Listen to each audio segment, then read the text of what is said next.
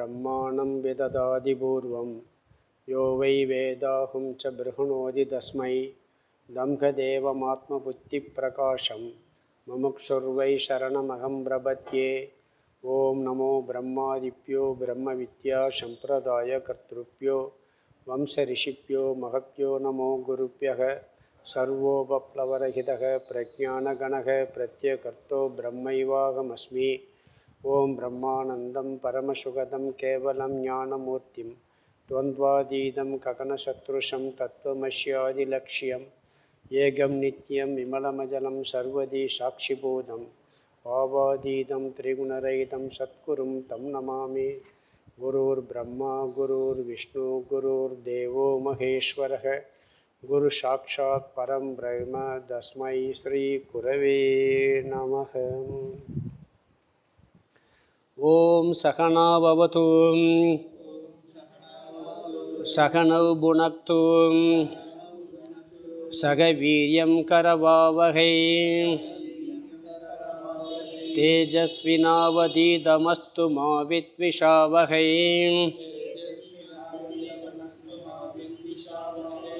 ओं शान्ति शान्ति शान्तिः। नमः श्री शंकरानंद गुरुपादाम्बुजन्मने सविलास महामोह ग्राहक्राशैककर्मणे।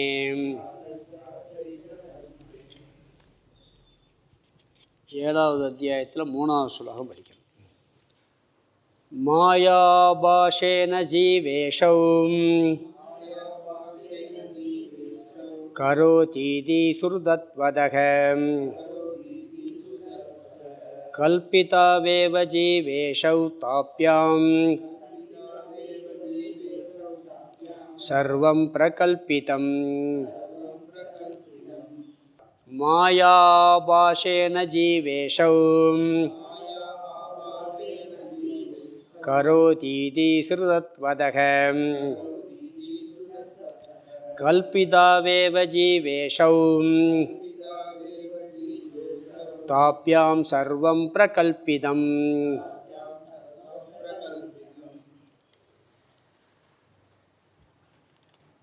பஞ்சதசி ஏழாவது அத்தியாயம் திருப்தி தீப பிரகரணம். இது பஞ்சதசியில் ரொம்ப முக்கியமான அத்தியாயம்னு பார்த்தோம். மற்ற அத்தியாயத்தை படிக்காட்டாலும் கூட இதை ஒன்று படித்தா போதும்னு சொல்லுவாங்க. சில பேர் முதல் அத்தியாயமும் ஏழாவது அத்தியாயம் படிக்கலாம்னு சொல்லுவாங்க. ஏழாவது அத்தியாயம் ரொம்ப முக்கியம். சரி, இது ஒன்று படித்தா போதுமானா கொஞ்சமாவது நாலேஜ் இருக்கும். நானா சும்மா புதுசாக வந்து பஞ்சதசியில் ஏழாவது அத்தியாயம் உட்காந்தா புரியாது. அதுவும் உண்மை தான். இதை கொஞ்சம் படிச்சிருக்கோன்னா வேறு கொஞ்சம் கொஞ்சம் விஷயம் தெரிஞ்சிருந்தால் இது கொஞ்சம் ஈஸியாக புரியும் உங்களுக்கு. ஏழாவது அத்தியாயம் ரொம்ப முக்கியம். இது மட்டும் தனியாக படிக்க முடியும். கொஞ்சம் வேதாந்தம் தெரிஞ்சிருந்தால் கொஞ்சம் கொஞ்சம் தெரிஞ்சிருந்தால் கூட இந்த அத்தியாயத்தை படிக்கலாம். இது ஒரே ஒரு பிருகதாரண்ய மந்திரத்தை எடுத்துக்கிட்டு அதுக்கு விளக்குறார். அதனால் முகவுரையாக தனியாக பார்க்கலை. ஏன்னா அந்த மந்திரமே முகவுரை தான். அதில் ஒவ்வொரு வார்த்தையும் எடுத்துக்கிட்டு அதில் விளக்குனார். அதில் பார்த்திங்கன்னா ஆத்மானம் சேத் விஜானியாத் அயமஸ்மீதி பூருஷக. இதில் வந்து அந்த பூருஷக அப்படிங்கிறத முதல்ல எடுத்துக்கிட்டார். இது முதல்ல பிருகதாரண்ய உபனிஷத்தில் 4வது அத்தியாயம் 4வது பிரமாணம் 12வது மந்திரம் சாரீரக பிரமாணம் இருக்கு. அதில் வந்தது இது. இதில் பொதுவாக ஆத்மாவின் சத்தியத்துவமும் அனாத்மாவினுடைய அனித்தியத்துவமும் விளக்கப்படுது. பொதுவாக அதே முக்கியம். பொதுவாக வேதாந்தம்னாலே ஆத்மா சத்தியம், அகம் சத்தியம், ஜெகத் மித்யா தான்.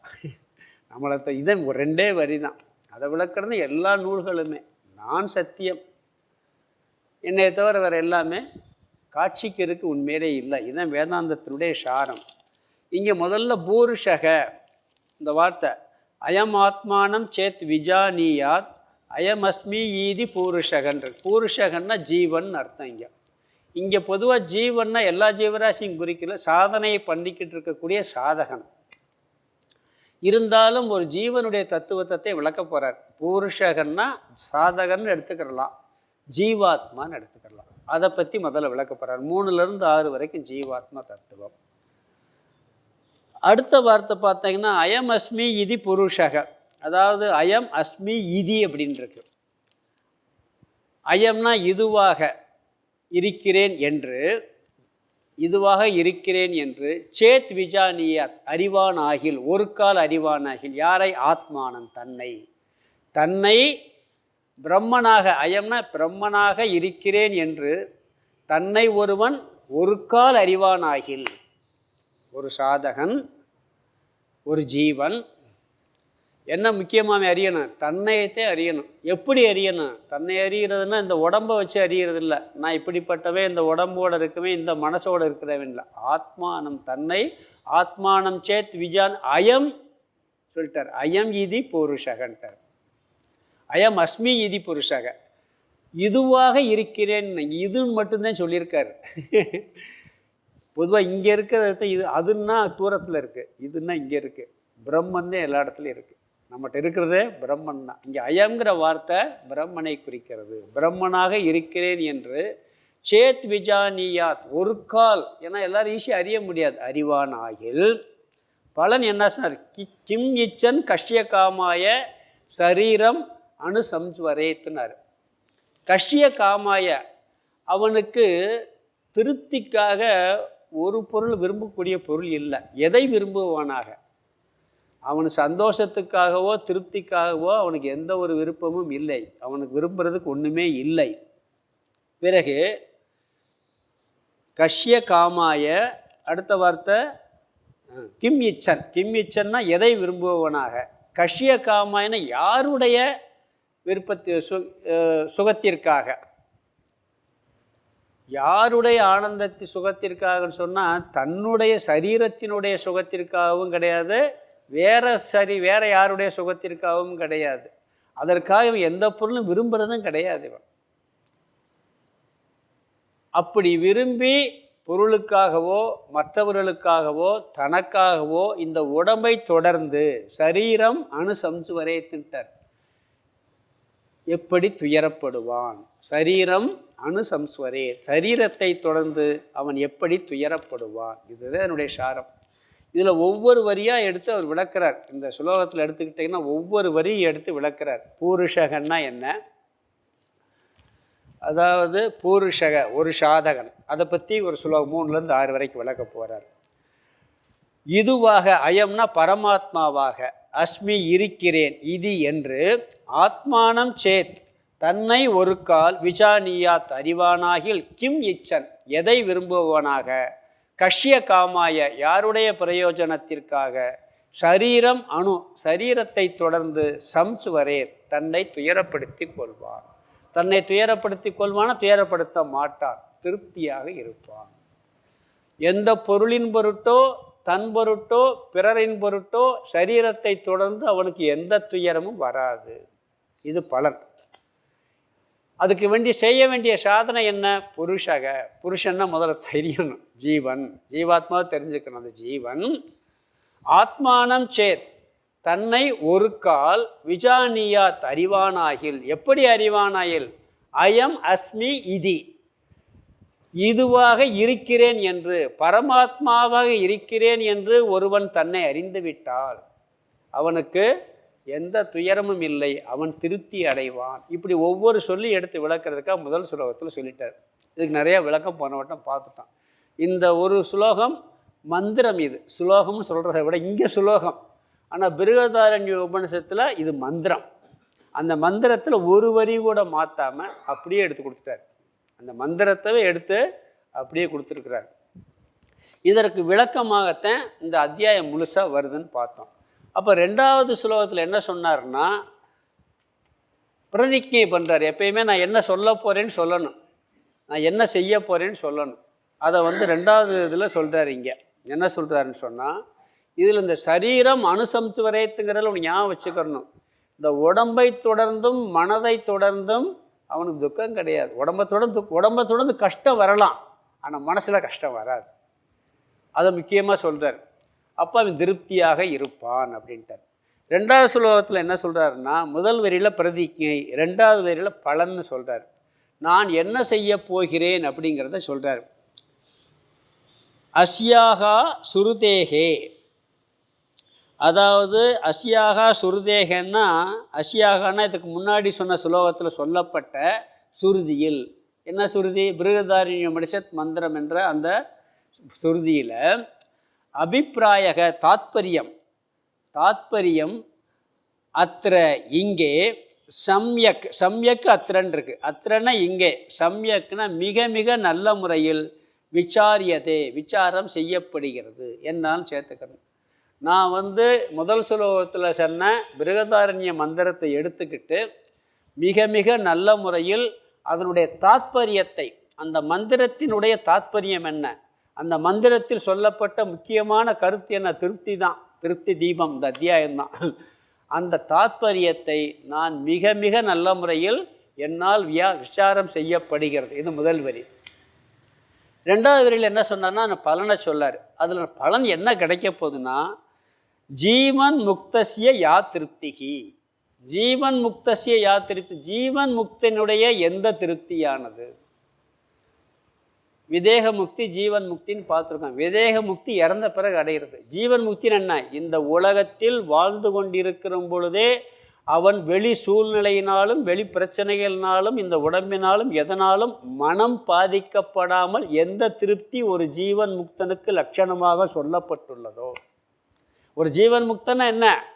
அவன் ஆனந்தமாக திருப்தியாக இருப்பான். வெளியே உடம்புல கஷ்டம் இருக்கலாம், சூழ்நிலைகள் கஷ்டமாக இருக்கலாம், ஆனால் ஆள் மனசில் அவனுக்கு எந்த ஒரு திருப்தி ஜீவன் முக்தனுடைய லட்சணமாக சொல்லப்பட்டுள்ளதோ, யா திருப்திகி எந்த ஒரு திருப்தி இருக்கின்றதோ, யாருக்கு? ஜீவன் முக்தசிய ஜீவன் முக்தனுடைய மனதில், அது பலன்.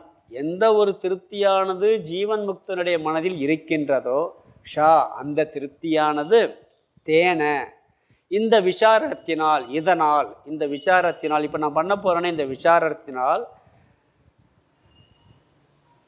விஷதாயதே தெளிவாக விளங்குங்கிறார், தெளிவாயிருங்கிறார். இந்த அத்தியாயத்தை நீ படித்து முடிச்சுட்டு நான் சொல்கிற விசாரத்தை படிச்சுட்டிங்கன்னா, ஒரு ஜீவன் முக்தனாக இருப்பவன் எப்படி முழு திருப்தியோடு இருக்கின்றானோ அந்த திருப்தியானது என்ன என்பது உனக்கு தெளிவாகும். நம்மளும் திருப்தியை ஆய்விடுவோம்னு சொல்கிறார். பார்ப்போம் திருப்தி ஆகிறோமா இல்லையான்னு. ஆயிடலாம். அதனால் அது என்ன சொல்கிறாருன்னா, ஜீவன் இது ரெண்டாவது ஸ்லோகத்தில் என்ன பண்ணுற பிரதிக்கே சொல்லிட்டார். அதனால தான் இந்த அத்தியாயத்தை முதல்ல படிக்கிற சில பேர் ஃபஸ்ட்டு அத்தியாயத்தை முதல் ஆரம்பிப்பாங்க, இல்லாட்டி 7வது அத்தியாயத்தை படிச்சுட்டு மத்தியாயத்தையும் படிக்கிற பழக்கம் இருக்குது பொதுவாக சம்பிரதாயத்தில். பிறகு இங்கே பூருஷகன் 3வது ஸ்லோகத்தில் என்ன சொல்ல போகிறாருன்னு சொன்னால், பூருஷகங்கிற வார்த்தையை எடுத்துக்கிட்டு 3லிருந்து 6 வரைக்கும் பூருஷகன்னா ஒரு ஜீவன், ஜீவாத்மா. இங்கே சாதகன் நம்ம வச்சுக்கிறோம், பொதுவாக ஜீவாத்மா ஜீவன் அர்த்தம். அதை என்ன பண்ணுறாருன்னு சொன்னால் 3, 4, 5, 6 இந்த சுலோகங்களில் 4 சுலோகங்கள் இந்த ஜீவ தத்துவத்தை விளக்குறார். இதை எப்படி விளக்குறாருன்னு சொன்னால், பொதுவாக ஜீவன்னா பூருஷகன்னா ஜீவன், ஜீவன் எப்படி படைக்கப்படுகின்றான், அவன் எதை படைக்கின்றான். புரியுதுங்களா? இப்போ நாம் இருக்கோம் ஜீவன், நம்ம எப்படி படைக்கப்பட்டோம், நாம் எதை படைக்கிறோம் அதை சொல்கிறார். அதோடு சேர்த்து ஈஸ்வர தத்துவத்தையும் சொல்லிடுறார். ஈஸ்வரன் எல்லாத்தையும் படைக்கிறாருன்னு சொல்கிறான். ஈஸ்வரனை யார் படைச்சது? அது கொஸ்டின் இங்கே வருது. ஈஸ்வரன் எதனால் படைக்கப்படுகிறார், அவர் எப்படி உருவாகிறார், கிரியேட் ஆகிறாரு, அவர் எதை கிரியேட் பண்ணுறார், ஜீவன் எதனால் கிரியேட் பண்ணப்படுகின்றான், அவன் எதை கிரியேட் பண்ணுறான். இதை 3வது சுலோகத்தில் அந்த பூருஷகங்கிற லட்சணத்துக்கு சொல்லும் பொழுது, ஜீவ லட்சணத்தை சொல்லும் பொழுது ஈஸ்வர லட்சணத்தையும் சொல்லிடுறாரு. அப்போ 2வது என்ன 4வது சுலோகத்தில் என்ன சொல்வார்னா, முதல் சுருக்கம் அந்த 6 இதில் என்ன கருத்து ஜீவனை பற்றி சொல்கிறாருன்னு பார்த்துருவோம். மாயையால் ஈஸ்வரனும் ஜீவனும் படைக்கப்படுகிறார்கள். பிறகு ஈஸ்வரனாலும் ஜீவனாலும் என்ன படைக்கப்படுது? அனைத்தும் படைக்கப்பட்டது. கடவுளால் மட்டும் இல்லை, நாம் படைப்பும் இருக்குங்க. கடவுள் மட்டும் படைக்கலை, நாம் நிறைய படைச்சி வச்சு சம்சாரத்தில் உழந்துக்கிட்டு இருக்கோம். நம்ம படைப்பு தான் சம்சாரத்தில் உழல்றதுக்கு காரணம். ஈஸ்வரன் படைப்பு காரணம் கிடையாது. அதனால் என்ன சொல்கிறாருன்னா, அவர் மாயையினால் பிரம்மத்துடன் சேரும் பொழுது ஈஸ்வரனும் ஜீவனும் கல்பிக்கப்பட்டிருக்கிறார்கள்ட்டார். கற்பனையாக படைக்கப்பட்டிருக்கா. அப்போ ஈஸ்வரன் என்ன சொல்கிறார்? ஏற்கனவே 6வது அத்தியாயத்தில் பார்த்துருக்கோம். கல்பிக்கப்பட்டிருக்கிறார்கள், இவர்களால் கல்பிக்கப்பட்டது இந்த அனைத்தும் யாரால்? இந்த 2 பேரால். இது 3வது ஸ்லோகத்தில் புருஷ லட்சணத்தை சொல்கிறார். ஈஸ்வர லட்சணத்தையும் சொல்லிடுறார் கொஞ்சம். பிறகு ஜீவ சிருஷ்டி எது, ஈஸ்வர சிருஷ்டி எதுன்னு சொல்கிறார். ஈஸ்வர சிருஷ்டி நம்ம ஏற்கனவே பார்த்தோம். அது இந்த உலகத்தை படைக்கலாம்னு நினச்சி பஞ்சபூதங்கள்லாம் படைத்து கடைசியில் சூக்ஷ்ம சரீரத்தை படைத்து அதுக்குள்ளே பிரதிபிம்ப சைதன்யமாக ஜீவனாக உள்ளே நுழைஞ்சிட்டார். அது வரைக்கும் ஈஸ்வர சிருஷ்டி. பிறகு ஜீவ சிருஷ்டி என்னென்னா, நம்ம விழிப்பு நிலையிலேருந்து மோட்சம் வரைக்கும் நம்ம என்னென்ன பண்ணுறோமோ நம்மளுடைய படைப்பு அத்தனை சம்சாரம் மோட்சம் அடைகிறது வரைக்கும் அதுபோல் ஜீவ சிருஷ்டி. அதுவும் அந்த புருஷ லட்சணம், புருஷனுடைய லட்சணத்தில் சொல்கிறார். பிறகு ஜீவன் யாருன்னு சொன்னால் வேதத்தில் புருஷகங்கிற வார்த்தையை பயன்படுத்தியிருக்கு, ஜீவன் சொல்லியிருக்கு. பிறகு உண்மையான ஜீவனுடைய சொரூபம் கூடஸ்தன், அசங்கன், சித்ஸ்வரூபம், இந்த ஸ்தூல சூக்ஷ்ம சரீரத்துக்கு அதிஷ்டானமாக இருப்பவன் சொல்லி இல்லை விளக்கம் பார்க்க போகிறோம். நான் சுருக்கமாக ஷார்ட்டாக இந்த 3-4 ஸ்லோகத்தில் என்னென்ன ஜீவனை பற்றி சொல்லியிருக்கு புருஷங்கிற வார்த்தைக்கு. பிறகு விளக்கத்தை ஒவ்வொன்றா பார்ப்போம். பிறகு அவன் எப்படி வெளிப்படுகிறான்னு சொன்னால், இந்த சூக்ஷ்ம சரீரத்தின் மூலமாக அவன் அந்யோன்ய அத்தியாச செய்யப்பட்டு அவன் இருப்பதாக வெளியே காட்டிக்கொள்கின்றான் இந்த ஜீவ தத்துவம். பிறகு அடுத்து ஒரு கேள்வி வரும், ஜீவன்னா சிதாபாசம் சேர்ந்தாத்தான் ஜீவன் வருது. அவன் தான் சம்சாரி, ஜீவன்னா சம்சாரின்னு இருப்பான். ஏன் சிதாபாசனை மட்டும் ஜீவன் சொல்லிடலாமே அப்படின்னு ஒரு சந்தேகம் வரும்ட்டு. ஜீவன்னா சிதாபாசம் மட்டும் கிடையாது. சிதாபாசன்னா என்ன? பிரதிபிம்ப சைதன்யம். பிறகு விளக்குற இப்போ ஒரு வார்த்தைகள் கேட்டு புரியாமல் இருக்கலாம். பிறகு ஒரிஜினல் சைதன்யம் சித்தும் சிதாபாசனும் சேர்ந்தவன் தான் இந்த பூருஷக ஜீவன். ஏன் சொல்கிறாருன்னா காரணம் என்னன்னா, 2ம் சேர்த்தாத்த அது மோட்சத்துக்கு தகுதியுடையனாவான். வெறும் சிதாபாசன் மோட்சத்துக்கு தகுதியுடையன ஆக மாட்டான். அது மட்டும் இல்லை, சித்து இல்லாமல் சிதாபாசன் வரவே வராது. சித்து இல்லாமல் சிதாபாசன் வரவே வராது. சிதாபாசம் மட்டும் இருந்தால் மோட்சத்துக்கு தகுதி இல்லாதவனாக ஆகிவிடுவான்னு சொல்லி புருஷ லட்சணத்தை இந்த 4 ஸ்லோகத்தில் சொல்கிறார். இப்போ நான் 3வது ஸ்லோகத்தை பார்க்க போகிறோம். பொதுவாக இந்த 4 ஸ்லோகத்தில் என்ன சொல்லியிருக்குன்னு சொல்லியிருக்கேன். மற்றதெல்லாம் வரப்போகுது, அதெல்லாம் நிறைய 20-30 ஸ்லோகம் வரும். முழுசாக சொல்ல வேண்டியது, அப்பப்போ ஸ்லோகத்தை பார்த்துட்டு போயிடலாம். இது 4 ஸ்லோகங்கிறதுனால புருஷ லட்சணம் என்ன அப்படிங்கிறத இங்கே பார்த்துட்டு பிறகு நம்ம பார்க்குறோம். இங்கே என்ன சொல்கிறாருன்னு சொன்னால், பூருஷக ஜீவாத்மா. இந்த முதல் வரியில் பார்த்தீங்கன்னா ஜீவனுடைய சிருஷ்டி ஈஸ்வரனுடைய சிருஷ்டின்னு சொல்லிடுறார். ஜீவன் எப்படி உற்பத்தி ஆகிறான், ஈஸ்வரன் எப்படி உற்பத்தி ஆகிறான். மாயா ஆபாசேன ஜீவேசௌ கரோதி இதி சுருதத்வதக. இது ஒரு உபனிஷத்தில் என்ன சொல்லியிருக்குன்னா, ஜீவனையும் ஈஸ்வரனையும் மாயா என்ற ஒரு தத்துவம் பொய்யாக உருவாக்கியுள்ளன்னு வேற ஒரு உபனிஷத்தில் சொல்லப்படும். எப்படி சொல்லியிருக்கு? ஜீவனையும் ஈஸ்வரனையும் எது மாயா என்ற ஒரு தத்துவம் எப்படி உருவாக்கியிருக்கு? பொய்யாக, உண்மையாக இல்லை. ஈஸ்வரனே பொய்யா உருவாக்கப்பட்டதுன்னு சொல்லிட்டார். படைப்பே பொய்னா படைத்தவன் என்ற ஸ்டேட்டஸும் பொய்யாயிரும். நிறைய 6வது அத்தியாயத்தில் அதெல்லாம் நம்ம கொஞ்சம் பார்த்துருக்கோம். அப்போ மாயை என்ற ஒரு தத்துவத்தினால் ஆபாசேன கரோதின்னு சேர்த்துக்கணும், பொய்யாக உருவாக்கி உள்ளது. எதை? ஜீவ ஈஷவ், ஜீவேஷவ்னா ஜீவ ஈஷவ் இது என்று சுருதத்வதக ஒரு சுருதியில் சொல்லப்பட்டுள்ளது. வேதத்தில் இருக்கிறார். எப்பயுமே வித்யாரண்யர் நான் சொல்கிறேங்கிற வார்த்தையை சொல்ல மாட்டார். எல்லாம் என்ன பண்ணுவார்? வேதத்தில் இருக்குது. நம்மளுக்கு ஆதாரமே வேதம்தான். இல்லாட்டி கீதையை சொல்லுவார், பகவான் கிருஷ்ணர் சொன்னதை சொல்வார். அப்படி சொல்லித்தான் கோட் பண்ணுவார் ஒழிய என்னுடைய கருத்துன்னு நம்ம பரம்பரையில் அதுதான் ரொம்ப முக்கியம். கிருஷ்ணரே என்ன சொல்கிறாரு? முன்னால் இதெல்லாம் சொல்லப்பட்டிருக்கும் பாரு. கிருஷ்ணர் கூட அப்படி சொல்ல மாட்டார், நான் சொன்னேன்னு சொல்லவே மாட்டார்.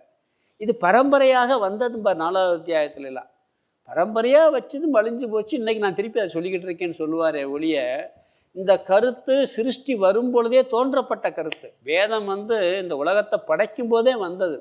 அதுதான் நம்மளுக்கு ஆதாரம். எத்தனையோ யுகங்கள் கடந்தாலும் இன்றைக்கும் அழியாத பொக்கிஷமாக ஒரு வரி கூட யாருக்கும் மாற்றுறதுக்கு ரைட்ஸ் இல்லை. ஸ்மிருதி மாற்றிடுவாங்க. ஒருத்தர் வாயிலிருந்து எழுதப்பட்டதுன்னா அதை மாற்றுறதுக்கு எல்லாத்துக்கும் உரிமை இருக்குது. ஆனால் சுருதி இது வரைக்கும் யாரும் மாற்றினதும் இல்லை, அதை மாற்றி சொன்னாலும் தப்பாக போயிடுது.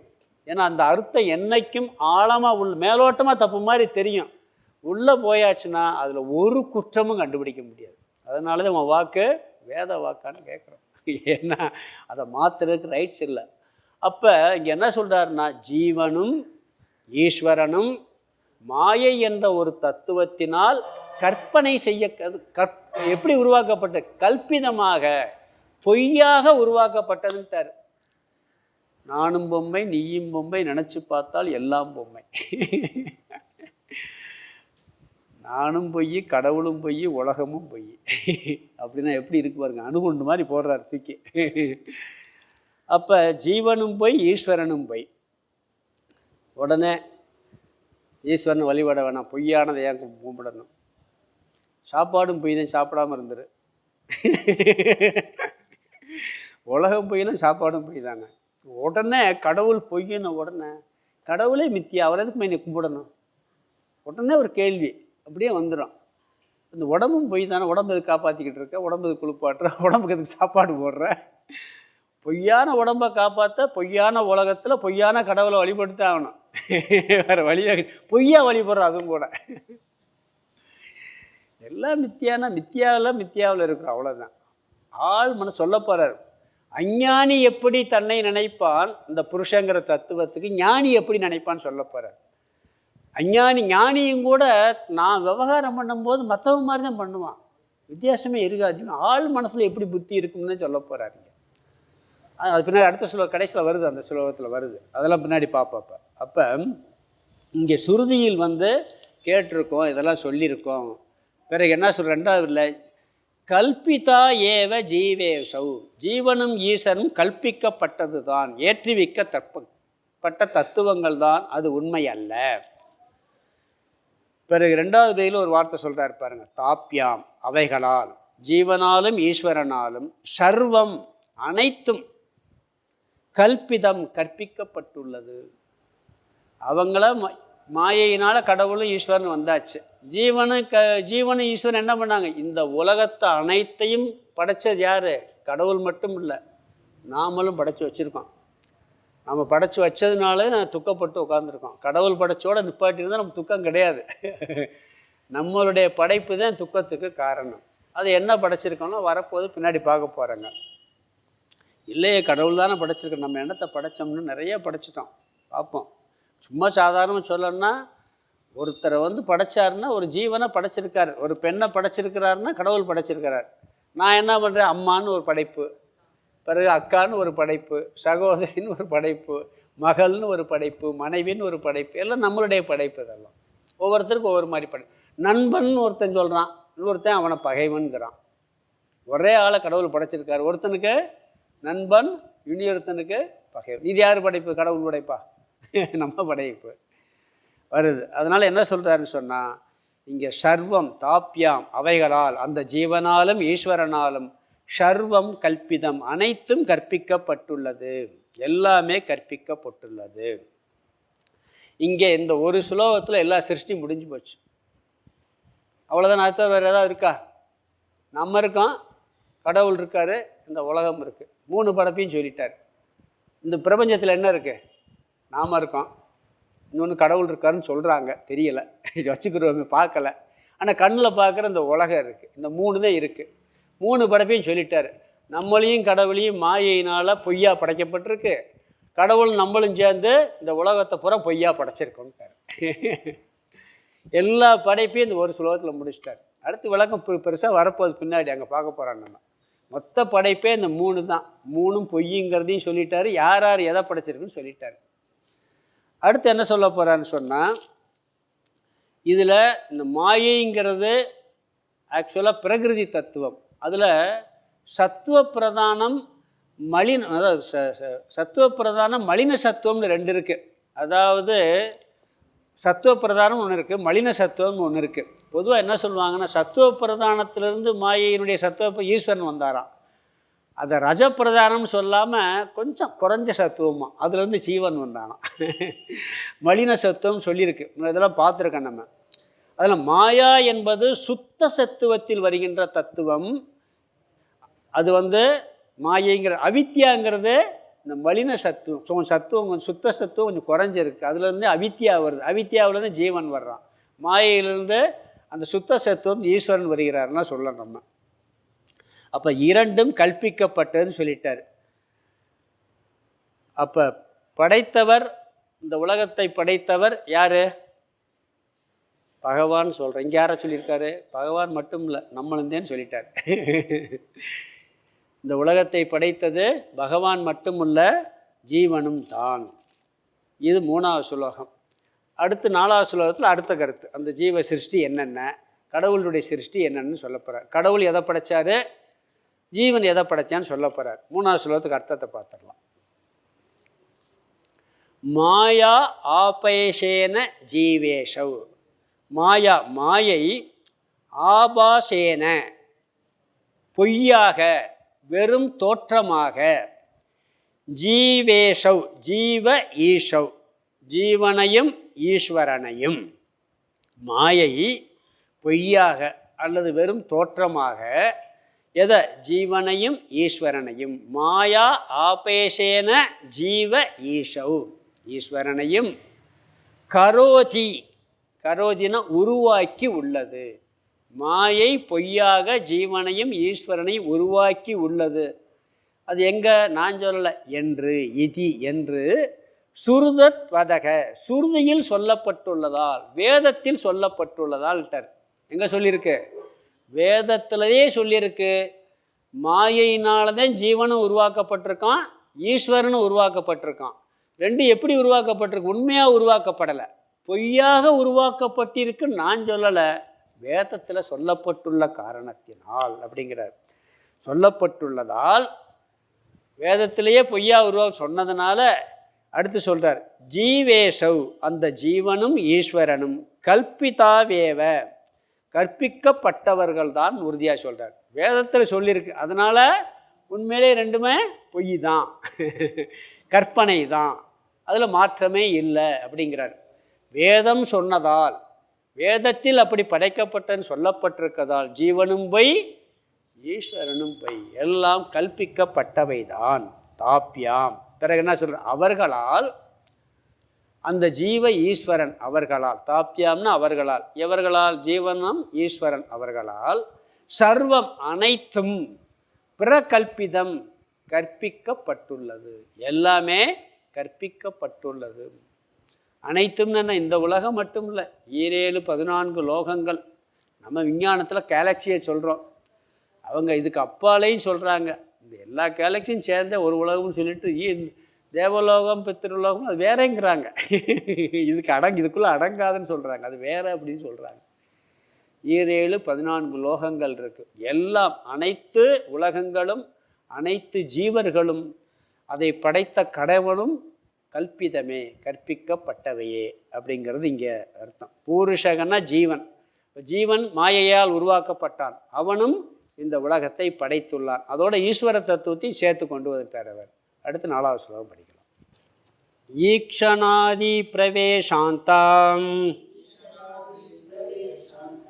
சிருஷ்டிரீஷேன கல்பிதாம் ஜாக்ரதாதி விமோக்ஷாந்தக சம்சாரோ ஜீவ கல்பிதக. ஈக்ஷணாதி பிரவேசாந்தாம் சிருஷ்டிரீஷேன கல்பிதாம் ஜாக்ரதாதி விமோக்ஷாந்தக சம்சாரோ ஜீவ கல்பிதக.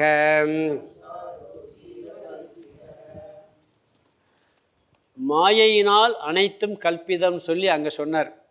ஜீவன் ஈஸ்வரன், பிறகு ஜீவன் ஈஸ்வரனால் மற்ற எல்லாரும் கல்பிதம்னார். இங்கே ஜீவன் எதை சிருஷ்டி செஞ்சுருக்கான்? கல்பிதம் பண்ணியிருக்கான்.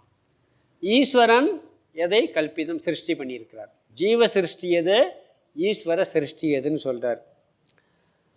இங்கே ஈஸ்வர சிருஷ்டின்னு சொல்லும்போது இந்த ஸ்தூல சூக்ஷ்ம பஞ்சபூதங்களும் அதனுடைய விகாரங்களும் பொதுவாக எடுத்துக்கலாம்.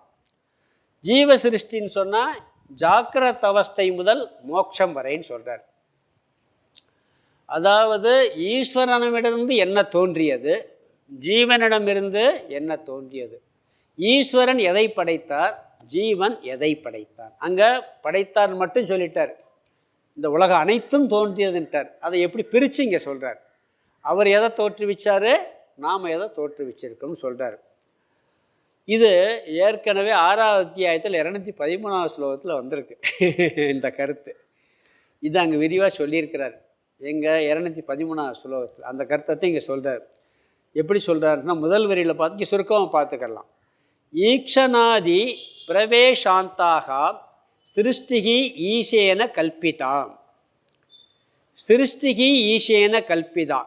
இந்த ஈஸ்வரனால் கற்பிக்கப்பட்ட சிருஷ்டியானது ஈக்ஷண ஆதி, ஈஸ்வரனது சங்கல்பத்தில் துவங்கின்னு இருக்கு.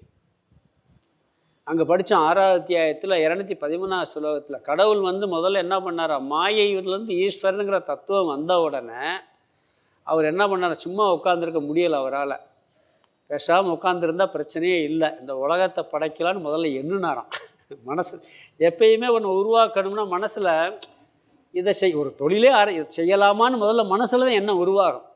இதை உருவாக்கலாமா, ஒரு குயவன் பானையை உருவாக்கணும்னா பானை எப்படி உருவாக்கணும் முதல்ல மனசில் நினைப்பான், அதுக்கு பிறகு உருவாக்குவான். அது மாதிரி கடவுள் என்ன நினச்சாராம், இந்த உலகத்தை படைக்கலாம்னு எப்போ எண்ணினாரோ அங்கேருந்து ஆரம்பிக்கிறது சிருஷ்டி. முதல்ல எண்ணத்தில் ஆரம்பிக்கிறார் அவர். சங்கல்பத்தில் துவங்கின்னு இருக்கு. ஈக்ஷண ஆதி, ஈஸ்வரனது சங்கல்பத்தில் துவங்கி அவருடைய எண்ணத்தில் முதலில் இதை படைக்கலாம் என்ற எண்ணம் ஏற்பட்டது முதல் படைப்பு அவர் உருவாக்கினார். பிறகு பிரவேச அந்தாகா, பிரவேச அந்தாகா, பிரவேச அந்தாகான்னா அதாவது சிதாபாசனாக நுழைந்தது வரைன்னு இருக்கு. இது எப்படின்னு சொன்னால் கொஞ்சம் அங்கே நிறைய விளக்கம் பார்த்துருக்கோம். கடவுள் முதல்ல என்ன பண்ணுறாரு, சூக்ஷ்ம பஞ்சபூதத்தை படைக்கிறாரு. பிறகு அதிலிருந்து சில பஞ்சீகரணம் ஸ்தூல பஞ்சபூதம் வருது. சூக்ஷ்ம பஞ்சபூதத்துக்கு நம்மளுக்கு சூக்ஷ்ம சரீரம் வருது, ஸ்தூல பஞ்சபூதம் ஸ்தூல உடல் வருது, இந்த ஸ்தூல உலகமும் வருது, இந்த ஸ்தூல உடலும் வருது. பிறகு சூக்ஷ்ம பஞ்சபூதத்திலிருந்தே மனசு புத்திங்கிற அந்த கரணம் உருவாகுது. எல்லாம் ஜடம். அப்போ எல்லாம் ஜடமாக இருக்கு, உயிர் வேணுமா இல்லையா? அப்போ என்ன பண்ணுறாரு, இந்த சூக்ஷ்ம பஞ்சபூதமான சூக்ஷ்ம சரீரத்துக்குள்ளே உள்ள நுழைஞ்சிட்டாரான். எப்படி நுழைஞ்சிருக்காரு, பிரதிபிம்ப சைதன்யமாக பிம்பமாக உள்ளே இருக்கார். சூரியனுடைய பிம்பம் இருக்கிறது மாதிரி அங்கே ஒரு பிரதிபிம்பம் வருது. எப்பயுமே பிரதிபிம்பம் எப்படின்னா சூக்ஷ்மத்துலேருந்து பிரதிபிம்பம் வரும். இப்போ சூரிய ஒளி எல்லா இடத்துலையும் படுது, அங்கே சூரியன் தெரியுதா? சூரிய ஒளி இப்போ இங்கேயே இருக்குது, இந்த லைட் ஒளிச்சு எல்லா இடத்துலையும் படுது. இந்த லைட்டினுடைய பிம்பம் தெரியுதா? இந்த டியூப் லைட்டினுடைய உருவம் இங்கே தெரியுதா? இந்த பளிச்சுன்னு இங்கே தெரியும், ஏன்னா டைல்ஸில் தெரியுது, ஏன்னா அங்கே பளபளன்னு இருக்கிறதுனால. அந்த மற்ற இடத்துல டேபிளில் தெரியாது லைட்டு. அப்போ இந்த சரீரத்திலையும் கூட அந்த சித்து அந்த ஈஸ்வரனுடைய ஒரிஜினல் சைதன்யம் இருந்தாலும் கூட அவர் சிதாபாசனாக அந்த சூக்ஷ்ம சரீரத்தில் வெளிப்படுறாராம். வெளிப்பட்டதுனால அது உயிர் தத்துவமாக வந்துருச்சு. அது வரைக்கும் அவர் சிருஷ்டி, ஜீவ சிருஷ்டி வரைக்கும் என்ன பண்ணார், எல்லாத்தையும் படைச்சு மனசையும் படைச்சு மனசுக்குள்ளே உள்ள உட்காந்துருக்கார். அதனால என்ன பண்ணுறான், எல்லாம் இங்கே இருக்காருன்னு சொல்கிறான். கடவுள் எங்கே இருக்காருன்னு கேட்டால் இங்கே இருக்காருன்னு சொல்கிறோம். உயிரை எடுத்தாலே இங்கே தான் சொல்லுவான், இதயத்துக்குள்ளே தான் அந்த காற்றுக்குள்ளே தான் அந்த தத்துவம் இருக்குதுன்னு சொல்லி ஒரு இடத்துல வருது. இந்த சூக்ஷ்ம சரீரம் எங்கே அதனுடைய இருப்பிடம் எதுன்னு சொன்னால் காற்றை சொல்லுவாங்க, மூளையை சொல்கிறது இல்லை. சூக்ஷ்ம சரீரம் இருக்குது, ஏன்னா அதுதான் உயிர் தத்துவம். மூளை அப்செட் ஆனால் கூட பேசாமல் இருப்பான், இது போச்சுன்னா இறந்து போயிடுவான், ஏன்னா சூக்ஷ்ம சரீரம் வெளியேறிடும். அதனால நான் மனசார சொல்கிறேன்னு இங்கே பிடிப்போம், இங்கே பிடிக்க மாட்டேன் மனசார சொல்கிறேன்னு. மனசு தான் உயிர் தத்துவம். அந்த மனசு நம்மளை விட்டு வெளியே போகுது பார்த்தீங்களா, அதுதான் உயிர் பிரிகிறது. அது போகும்பொழுது எங்கும் நிறைந்த சைதன்யம் அதில் இருக்கும், பிம்பமாக இருக்கும், பிரதிபிம்பமாக இருக்கும், அது சேர்ந்து வெளியேறது. அப்போ ஈஸ்வரன் எப்படி வந்திருக்காருன்னா, அவர் முதல்ல கற்பனை பண்ணுறார், படைக்கலாம்னு நினச்சார், பிறகு படைச்சார், உலகத்தை படைச்சார், பூதத்தை படைச்சார், எல்லாம் படைச்சு ஜீவனையும் படைச்சு மனசையும் படைச்சு அந்த மனசுக்குள்ளே உயிர் தத்துவமாக பிரதிபிம்ப சைதன்யமாக நுழைந்தது வரை. இதெல்லாம் எது சிருஷ்டி, கடவுளுடைய சிருஷ்டி. இந்த பார்த்து அனுபவிக்கின்ற பஞ்சபூதங்கள் ஸ்தூல பஞ்சபூதம், நம்மளுடைய சூக்ஷம சரீரம், இந்த ஸ்தூல சரீரத்திலிருந்து சூக்ஷம சரீரம் வரை ஈஸ்வர சிருஷ்டி. பிறகு இதெல்லாம் கூட பிறகு ஈஸ்வர சிருஷ்டி, அதுக்கு பிறகு ஜீவ சிருஷ்டி வருது. இந்த துவைத பிரகரணத்துலேயும் பார்த்துருக்கோம், துவைத விவேகத்துலேயும் இதை பார்த்துருக்கோம். பிறகு 2வது என்ன சொல்கிறார்? ஜீவன் என்ன படைத்தான்னு சொல்கிறார். ஜாக்கிரதாதி விமோக்ஷாந்தக சம்சாரக ஜீவ கல்பிதக. ஜாக்கிரதாதி விமோக்ஷாந்தக சம்சாரக ஜீவ கல்பிதக. ஜீவன் என்ன செஞ்சதுன்னா சம்சாரம்தான் ஜீவன் செய்ததுன்ட்டார். ஜீவன் படைச்சது அது துயரம், சம்சார சக்கரம். சம்சாரம்னா மனைவின்னு அர்த்தம் கிடையாது. வேதாந்தத்துக்கு புதுசாக வந்தாங்கன்னா மனைவிங்கிற அர்த்தத்தில். ஏன்னா தமிழில் சம்சாரம்னா மனைவின்னு இருக்குது. சம்சாரம்னா பிரச்சனைகள் உழல்பவன் அர்த்தம். இந்த பிரச்சனைகளை பூரா படைச்சது யாருன்னா நம்ம தான் படைச்சிருக்கோம். கிராமத்தில் சம்சாரின்னு ஒரு வார்த்தையை பயன்படுத்துவாங்க. ஏன் தெரியுமா? சம்சாரின்னா சம்சாரின்னு நிறைய பிரச்சனைகள் உள்ளவன்னு அர்த்தம். அவனுக்கு நிறைய தோட்டம் துறவு இருக்கும், நிறைய வயல் தோட்டம் துறவு, பசுமாடு ஆடு மாடு கோழி நிறையா வச்சுருப்பான். அவனுக்கு பேர் சம்சாரின்னு பேர். நிறையா வச்சுருந்தா அவனுக்கு பேர் சம்சாரின்னு பேர். ஏன்னா நிறையா பிரச்சனை அவனுக்கு இருக்கே பாருங்கள், இயல்பாகவே வச்சுருக்கான். அவனை சம்சாரிங்கிற பேர் ஒரு பெருமையாக சொல்லுவாங்க கிராமத்தில். நான் சின்ன வயசில் கேட்டிருக்கேன். அவர் பெரிய சம்சாரிப்பாம்மா. பெரிய சம்சாரின்னா நிறையா தோட்டத்துறவு இருக்கும். ஒரு 100 மாடு 200 மாடு வளர்ப்பார், ஆடு 200 ஆடு வளர்ப்பார், நிறைய பண்ணக்காரங்க இருப்பாங்க. அவருக்கு பேர் சம்சாரின்னு பெருமையாக சொல்கிறது. இங்கே என்ன சொல்கிறான்? சம்சாரிங்கிறவன் இழிவாக சொல்கிறான். பிரச்சனைகள் உழல்பவன். இந்த பிரச்சனைகளை படைச்சது யார்? ஜீவ சிருஷ்டி தான். ஜீவ கல்பிதக சம்சாரகன்ட்டார். சம்சாரக ஜீவ கல்பிதக. அப்போ துக்கத்தில் யார் படைக்கிறான்? கடவுளாக படைக்கிறாரு? நாம தான் படைக்கிறோம். துக்க காரணம் யார்? நாம தான். அதை புரிஞ்சுக்கிட்டாலே நிறையா பிரச்சனை ஓடி போயிடும். ஒவ்வொரு பிரச்சனைக்கும் வெளியே காரணம் சொல்லுவான். என்னைக்கு எல்லா பிரச்சனைக்கும் நான் காரணம்னு புரிய ஆரம்பிக்குது அன்னைக்கே வேதாந்தத்துக்குள் நுழையிறோமா. வெளியே காரணம் மேலோட்டமாக இருக்குது. ஆள் மனசில் அதை நீக்க நம்ம ஒரு பொருட்டாக எடுத்துக்கிறலைன்னா நம்மளை ஒன்றுமே செய்ய முடியாது. அது நம்ம அதை எடுத்துக்கிறலைன்னா அது நம்மளை ஒன்றும் செய்ய முடியாது. அப்போ இந்த சம்சாரம், இந்த துக்கம் கல்பிதம்ங்கிறார். அதை யார் படைச்சது? ஜீவ கல்பிதக சம்சாரக.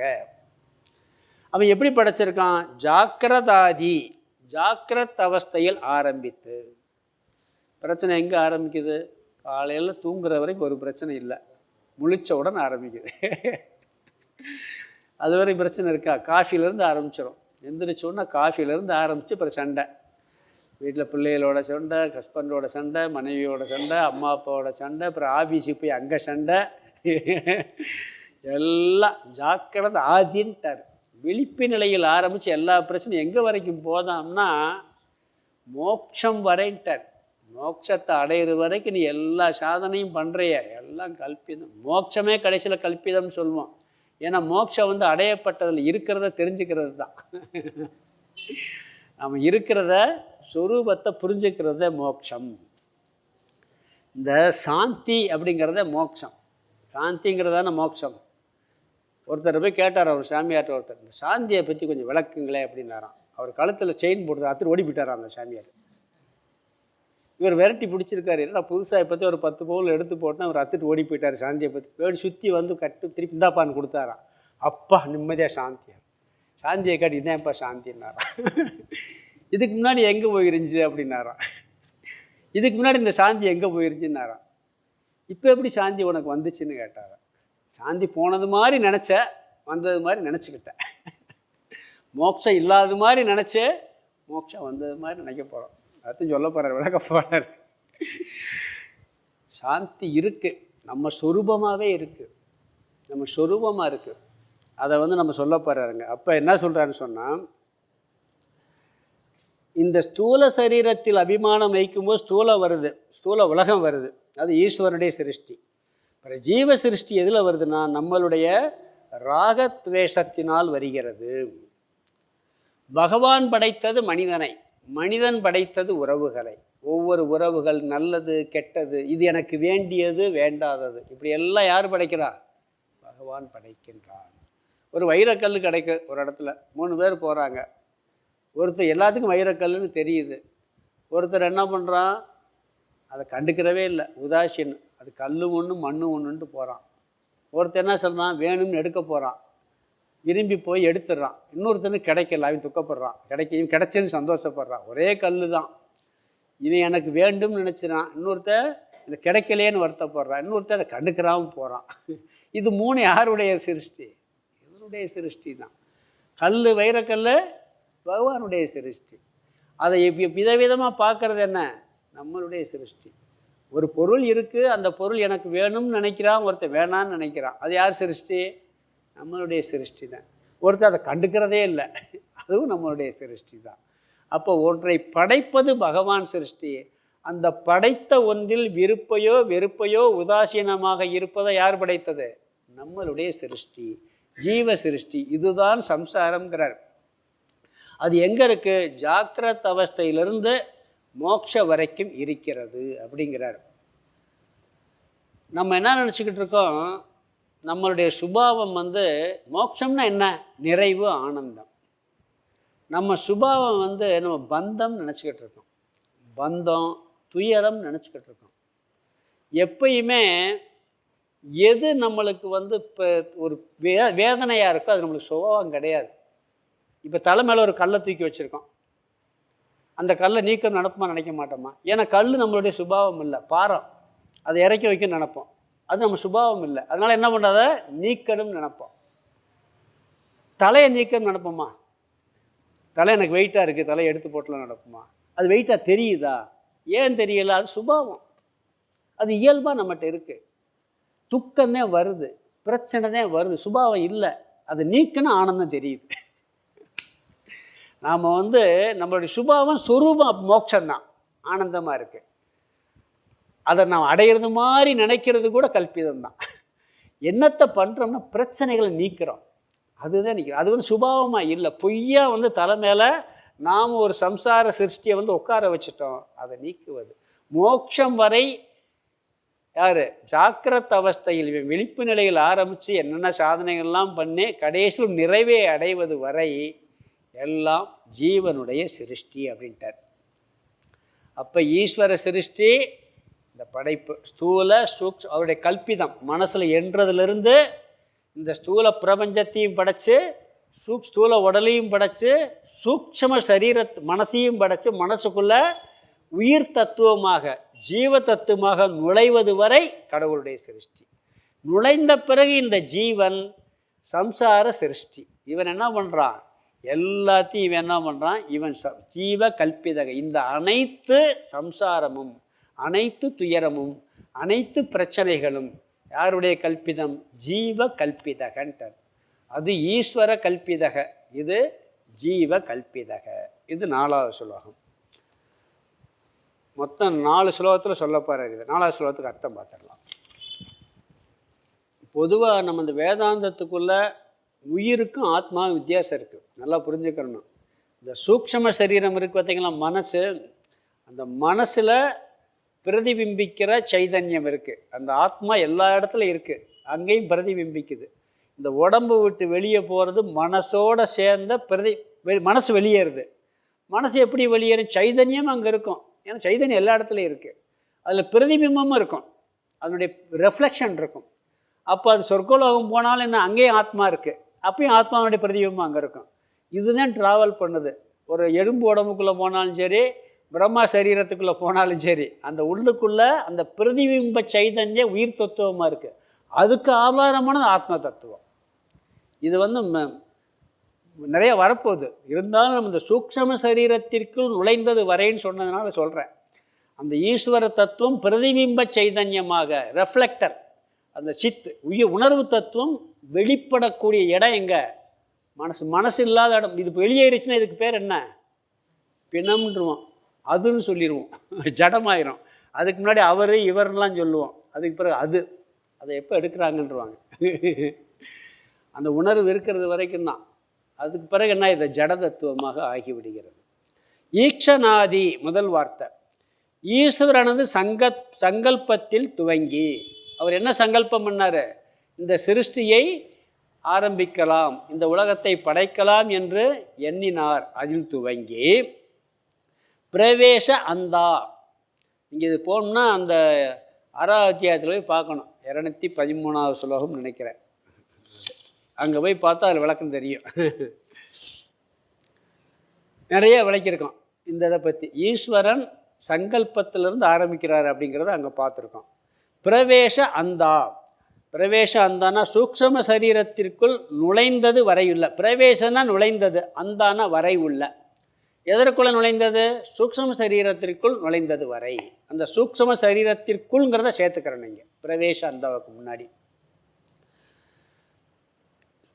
ஈஸ்வரன் ஜகத்தை சிருஷ்டி செய்ய எண்ணினார் என்பதில் துவங்கி இந்த சூக்ஷ்ம சரீரத்திற்குள் நுழைந்தது வரை உள்ள சிருஷ்டிகி, சிருஷ்டியானது ஈசேன, சிருஷ்டி ஈசேன ஈஸ்வரனால் கல்பிதா கல்பிக்கப்பட்டவை.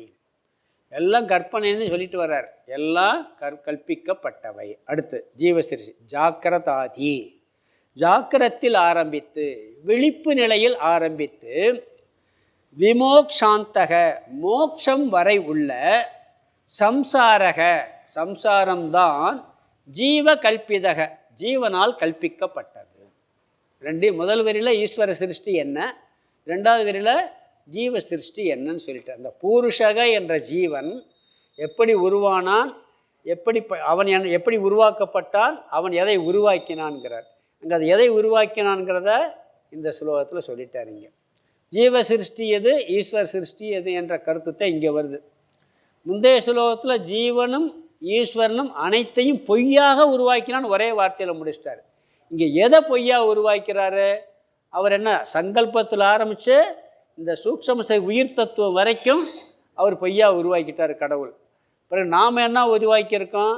எல்லா சம்சாரம், அனைத்து சம்சாரத்தையும் எங்கப்போ விழிப்பு நிலையிலிருந்து காலையில் எந்திரிச்சதுலேருந்துங்கிறாருன்னு வச்சுங்களேன், மோட்சம் வரை உள்ள எல்லாம் சம்சாரமும் ஜீவ கல்பிதம். அதில் ஜீவன் உற்பத்தி பண்ணான்னு சொல்ல, கல்பிதம் பண்ணியிருக்காங்கிற. ஈஸ்வரன் படைத்தார்னு கூட ஈஸ்வரனுடைய கல்பிதம்ங்கிறார்.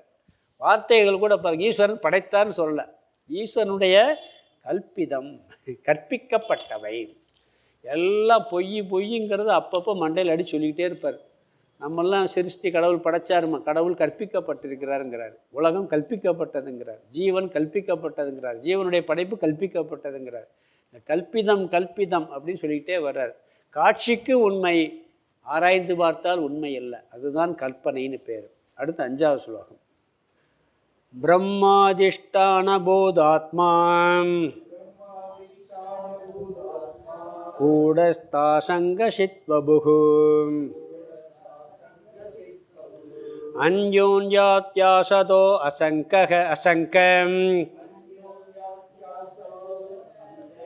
தீஸ்த ஜீவோத்ர பூருஷக. பிரம்மாதிஷ்டான போதாத்மா கூடஸ்தாசங்கசித்வபுஹு அன்யோன்யாத்யாசதோ சங்கம் தீஸ்த ஜீவோத்ர பூருஷக.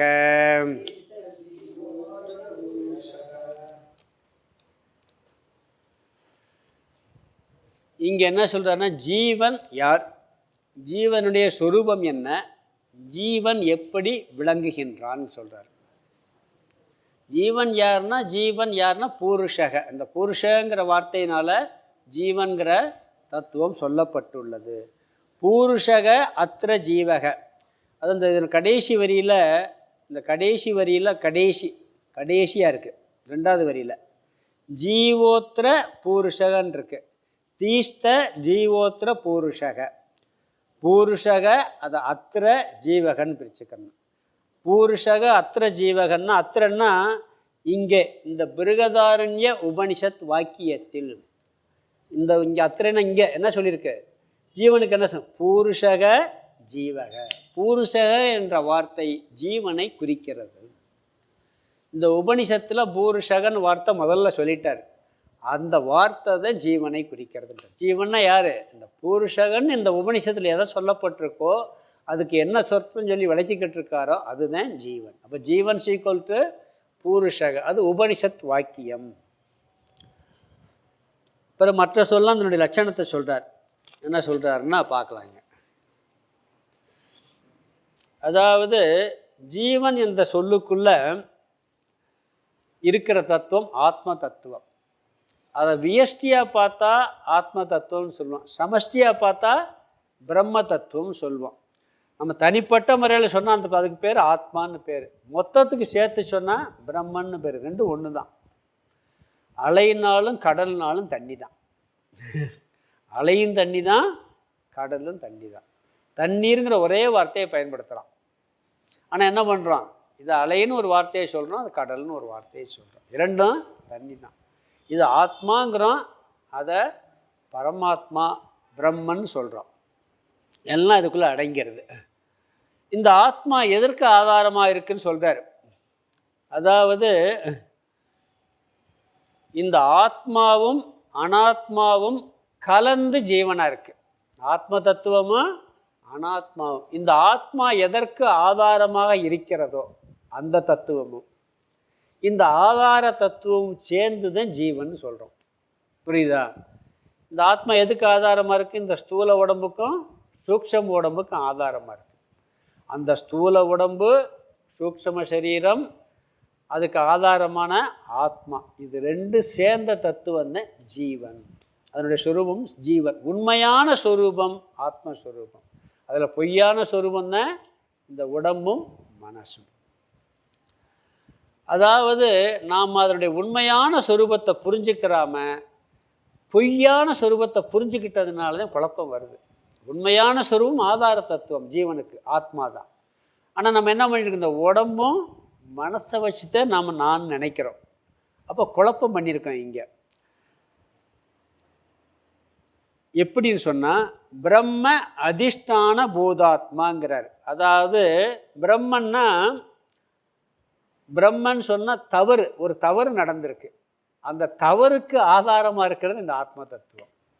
ஆத்மா மேலே ஒரு தவறு, கல்பிதம், ஒரு பொய்யான ஒரு தோற்றம் ஏற்பட்டிருக்கு, அதுக்கு பிரம்மன்னு பேர். பிரம்மன்னா அது பொய்யா என்ன ஏற்பட்டிருக்கு, ஸ்தூல உடம்பும் சூக்ஷம சரீரமும் தான் பிரம்மங்கிற வார்த்தைக்கு சொல்கிறார். தவறு, பிரம்மன்னா தவறு, பிரேமேன்னு சொல்கிறோம்ல, அது தப்பாக ஒரு பொய்யா கற்பனை பண்ணுறது. அங்கே என்ன பண்ண, பிரம்ம அப்படிங்கிற வார்த்தைக்கு ஸ்தூல சூக்ஷம சரீரம் அது பொய்யா இருக்குது, ஒரு தவறாக வந்தது, உண்மையாக இல்லை, அது பொய்யாக வந்தது, தவறு. அந்த தவறுக்கு ஆதாரம் ஒன்று கட்டாயம் இருக்கணும். பொய்ன்னு இருந்தால் உண்மை கட்டாயம் இருக்கணும். அது தப்புன்னு ஒருத்தன் சொல்கிறான்னு வச்சுக்கோங்க, அப்போ சரியானது ஒன்று இருக்கணும்ல. இது தப்புன்னு ஒருத்தன் சொல்கிறான் ஒரு விஷயத்த, அப்போ தப்புன்னா இப்போ சரி, எதுப்பா சரின்னு கேட்போம். இது தப்புன்னா எது சரின்னு கேட்போம். இப்படி என்ன சொல்கிறாருன்னா, இந்த பொய்யான ஒரு தத்துவம் இருக்குது, இதுக்கு ஆதாரமாக உண்மையான ஒரு தத்துவம் இருக்கிறது.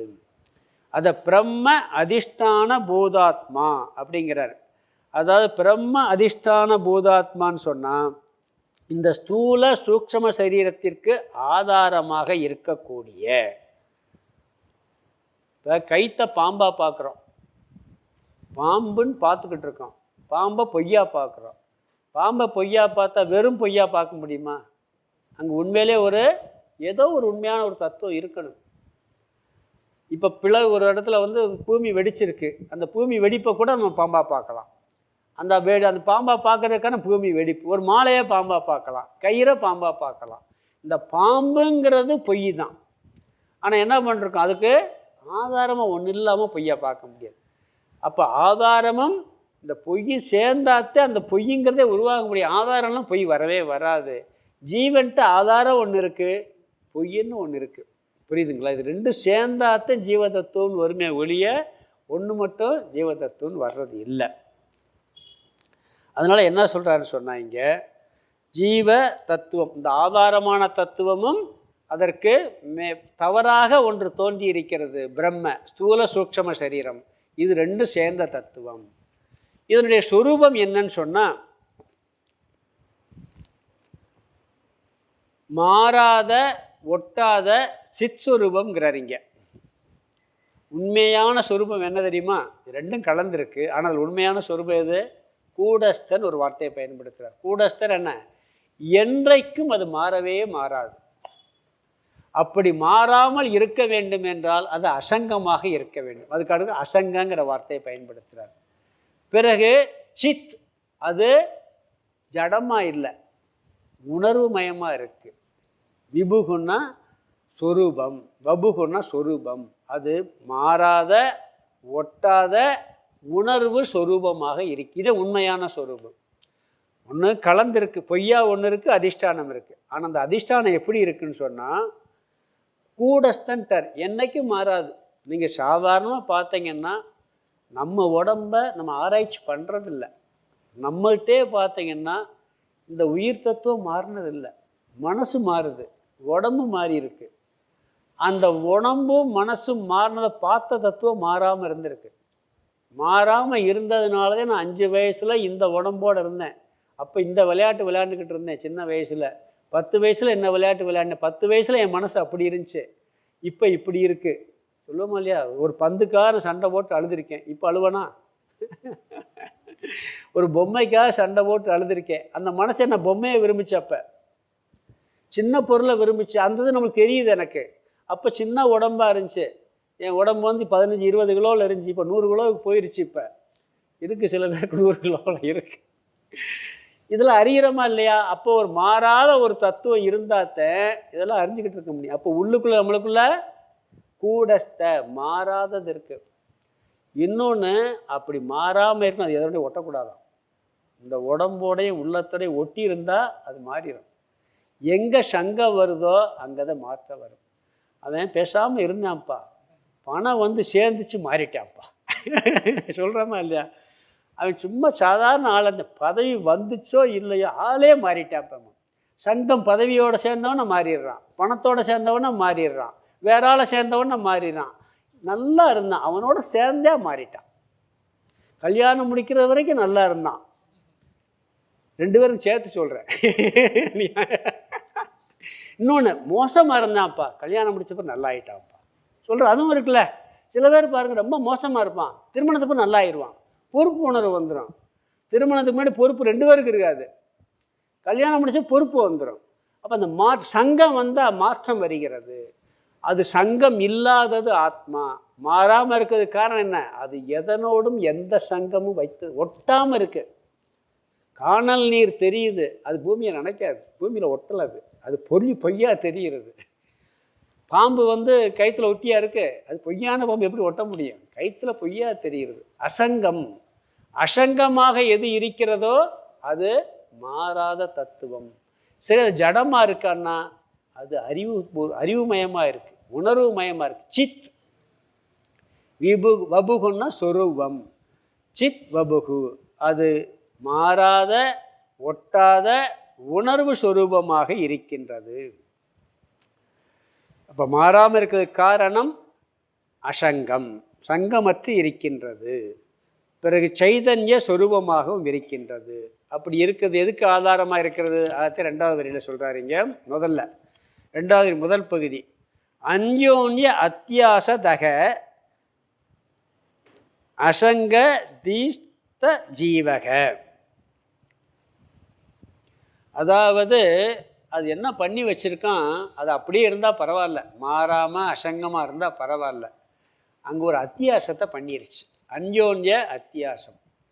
இந்த உடம்பையும் மனசையும் ஜடமானதை உணர்வுமயமாக நினச்சிக்கிட்டு ஆத்மாவை அதுலேயும் ஆத்மஸ்வரூபம் அழியாத ஒரு ஆத்ம தத்துவத்தை அழிகிறதாகவும் மாறி மாறி ஒன்றோடு ஒன்று கல்பிதம். நம்ம என்ன நினச்சி, உடம்பு மனசு தான் நான் நினச்சிக்கிட்டு இருக்கோம். உண்மையிலே அது கிடையாது. ஆத்மா என்ன பண்ணுச்சு, இதை நினைக்க வச்சிருச்சு. அழியாத ஆத்மாவை அழியுதுன்னு நினச்சிக்கிட்டு இருக்கு. இப்படி ஒன்றோடு ஒன்று மாறி அந்யோன்யம்னா என்ன, இதனுடைய தன்மையை அதிலும் அதனுடைய தன்மையை இதிலும் மாற்றி என்ன பண்ணியிருக்குங்க, அசங்க தீஸ்த ஜீவக. அதாவது தீஸ்தகன்னா அந்த சூக்ம சரீரத்தில் வெளிப்பட்டு கொண்டிருக்கின்றது. ஒட்டாமல் வெளிப்படுதான், அதில் ஒட்டிக்கிட்டு வெளிப்படுவது இல்லை. அசங்ககன்னா ஒட்டாமல் வெளிப்பட்டு கொண்டு இருக்கின்றது. சங்கம் வைக்க முடியாது. அதாவது சூக்ஷ்ம சரீரத்தில் வெளிப்படுது, ஆனால் எப்படி ஒட்டாமல் வெளிப்படுகிறது, எப்படி விளங்குகிறது? அத்தியாசம் செய்து ஸ்தூல சூக்ஷ்ம சரீரத்தில் விளங்குகின்றது. இந்த அத்தியாசம் ஏன் சொல்ல வேண்டியிருக்குன்னு சொன்னால், உண்மையிலே அந்த சட்டையில் அழுக்கு பட்டுச்சுன்னு வச்சுக்கோங்க, அதை சோப்பு போட்டு தேய்ச்சி தான் கழுவணும். ஒரு நிழல் வந்து விழுகுது, அது உண்மையிலே அழுக்கு மாதிரி நினச்சிக்கிட்டு இருந்தானே, அங்கே சோப்பெல்லாம் போட்டு கழுவ வேண்டியதில்லை, அது உண்மையிலே அழுக்கு இல்லைன்னு புரிஞ்சுக்கிட்டால் போதும். ஏதோ ஒரு கருப்பாக ஒன்று வேறு தெரியுது, ஒரு இதில் நிழலில் தெரியுது, அதெல்லாம் பொய்யா இருக்கிறது. அதனால் என்ன சொல்கிறாருன்னு சொன்னால், உண்மையிலேயே சைதன்யம் சங்க வைக்கவில்லை, பிறகு இது என்ன பண்ணுது, வெளிப்படுகிறது, ஒட்டாமல் வெளிப்படுதுங்கிறது, அதோட சம்பந்தப்படாமலே வெளிப்படுகிறது. இந்த சேதன தத்துவங்கிறது உண்மையிலே சம்மந்தப்படலை.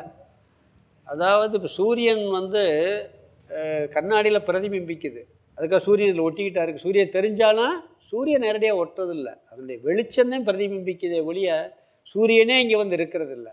அது மாதிரி இந்த சேதன தத்துவம் அதோட ஒட்டாமையே அதில் பிரதிபிம்பித்து வெளிப்பட்டு கொண்டிருக்கிறதுன்னு சொல்கிறாரு. இதனுடைய என்ன கொஞ்சம் விளக்கம் இருக்குது, அதையும் அந்த ஸ்லோகத்துக்கு அர்த்தத்தையும் நம்ம அடுத்த வகுப்பில் பார்க்கலாம். ஓம் பூர்ணமத பூர்ணமிதம் பூர்ணாத் பூர்ணமுதச்யதே பூர்ணஸ்ய பூர்ணமாதாய பூர்ணமேவாவசிஷ்யதே. ஓம் சாந்தி சாந்தி சாந்தி. ஹரிஹி ஓம் ஆதிகுருநாத சுவாமிக்கு ஜெய்.